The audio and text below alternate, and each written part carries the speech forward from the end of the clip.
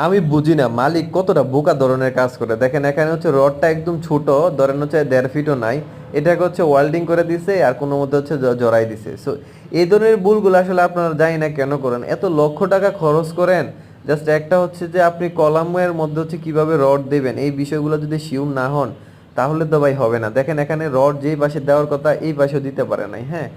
আর welding যেটা করছে সেটাও ভুল, পাশে দিয়ে ওয়েল্ডিং করছে ভাই, ওয়েল্ডিং করতো ভাই, এটা একদম চরম ভুল হয়েছে। সো এই বিষয়গুলো হচ্ছে আসলে খুবই গুরুত্বপূর্ণ।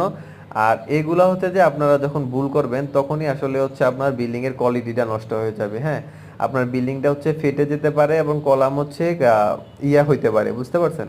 কলাম হচ্ছে ক্রাশিং করতে পারে অথবা এক পাশে হেলে যেতে পারে, ফেটে যেতে পারে। তো সেজন্য সবাইকে বলবো যে এই ধরনের কাজ করবেন না। অবশ্যই এই ধরনের সিচুয়েশনে যদি পড়েন যে আসলে আপনি রড ছোট, সেক্ষেত্রে ইঞ্জিনিয়ারের পরামর্শ নেবেন, তারা হচ্ছে আপনাকে বেস্ট ওয়ে দিয়ে দিবে। আশা করি বুঝতে পারছেন।